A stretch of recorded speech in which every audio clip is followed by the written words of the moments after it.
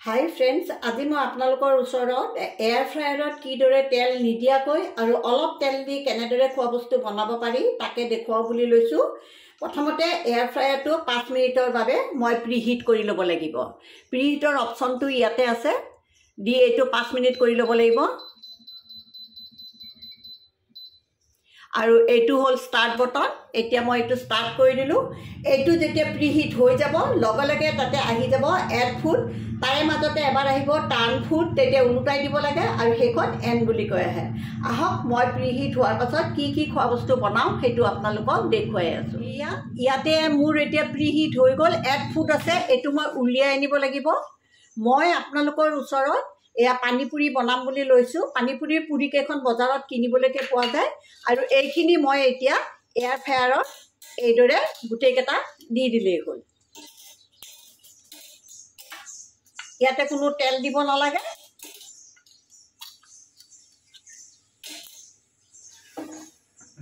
আৰু এইখিনি মাত্ৰ 2 মিনিটৰ কাৰণে দিব লাগিব। কি ধুনীয়াকৈ হৈ আছে। আপোনালোকেও এয়াৰ ফ্ৰায়াৰ কিনিলে সদায় বাহিৰৰ পৰা দেখা পোৱাটো ল'ব। এতিয়া টাৰ্ণ ফুড দিছে, এয়া এতিয়া অলপ এইখিনি লৰাই দিব লাগিব।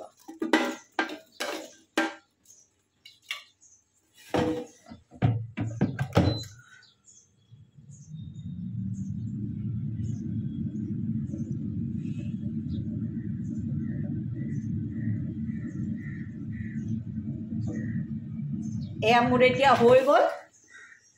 দেখিছে কি বঢ়িয়া ফুচকা হৈছে। আপুনি তেলত ভাজিব দৰকাৰে নাই, একেবাৰে এয়া শব্দ শুনিছে।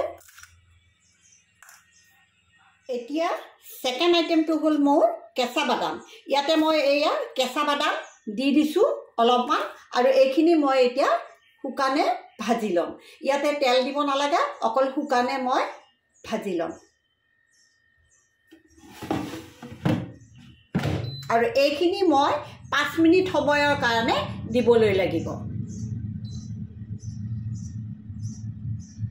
মাজতে এবাৰ এইটো উলিয়াই ল'ব লাগিব আৰু অলপ এইদৰে লৰাই দিব লাগিব। কাঠৰ চামুচ হ'লে বেছি ভাল। আকৌ এইটো বন্ধ কৰি দিব লাগে।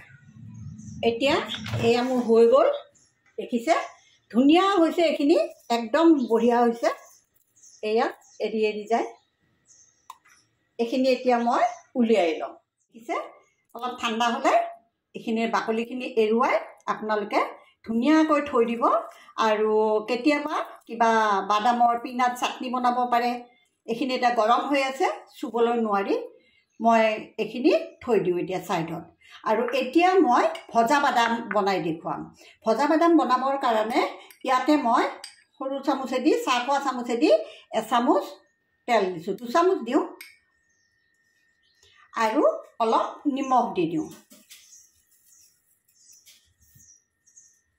দি এইখিনি মিক্স কৰি লওঁ।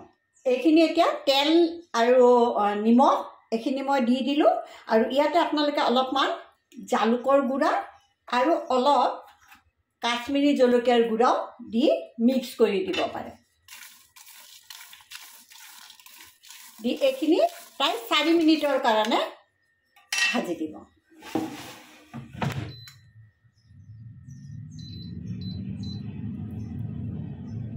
এতিয়া মোৰ বাদাম ভজাখিনি হৈ গৈছে। এয়া দেখিছে মচমচীয়া হৈছে, সিহঁতে মোৰ ভাজা হৈ গৈছে। আহক এতিয়া কাজু বাদাম মই কিদৰে এয়াৰ ফ্ৰায়াৰত ফ্ৰাই কৰোঁ। ইয়াতো সেই অকণমান 2 চামুচ তেল দিব, অলপ নিমখ দিব আৰু অলপ জালুকৰ গুড়া দি দিব। দি এইখিনি ভালদৰে মিক্স কৰি ইয়াতে ঢালি দিব লাগে।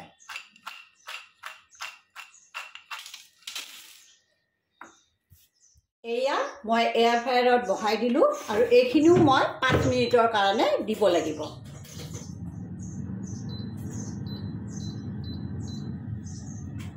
এয়া এতিয়া মোৰ এয়া কাজুখিনি ভজা হৈ গ'ল। মই এইখিনি এতিয়া নমাই লওঁ। এয়া মই আপোনালোকৰ ওচৰত এয়াৰ ফ্ৰায়াৰত বনোৱা ৰেচিপি 4টা লৈ আনিছোঁ। এয়া হ'ল পানীপুৰিৰ পুৰি মই বনাই দেখুৱালোঁ। ইয়াতে এটোপো তেল দিয়া নাই। এয়াৰ ফ্ৰায়াৰত এনেই সুমুৱাই দিব লাগে, তেতিয়াই হৈ যায়। প্ৰায় 2 মিনিট দিব লাগে, 1.5 মিনিট 2 মিনিট। এয়া হ'ল বাদাম। এই বাদামখিনিও মই এইদৰে কেঁচা বাদামখিনি এয়াৰ ফ্ৰায়াৰত বনাই দিলোঁ আৰু তাৰে বাকলিখিনি মই আঁতৰাই থলোঁ, কাৰণ কেতিয়াবা মই পিনাট চাটনি বনালে অতি সহজতে বনাব পাৰিম। আৰু ইয়াতে আছে বাদাম ভজা। ভজাখিনিত মই ইয়াতে 2 চামুচ ৰিফাইন তেল দিছিলোঁ চাহ খোৱা চামুচেদি। ইয়াতো মই কাজু বাদাম ভজাটো 2 চামুচ দিছিলোঁ চাহ খোৱা চামুচেদি। আপোনালোকৰ নিশ্চয় ভাল লাগিব ৰেচিপি কেইবিধ। অতি 2-3 মিনিটতে আটাইখিনি বস্তু হৈ থাকে। এনেকুৱা ধৰণৰ ৰেচিপিজ মই আগলৈও দিম বুলি ভাবিছোঁ। আশা কৰোঁ আপোনালোকৰ ভাল লাগিল। আজিলৈ ইমানেই।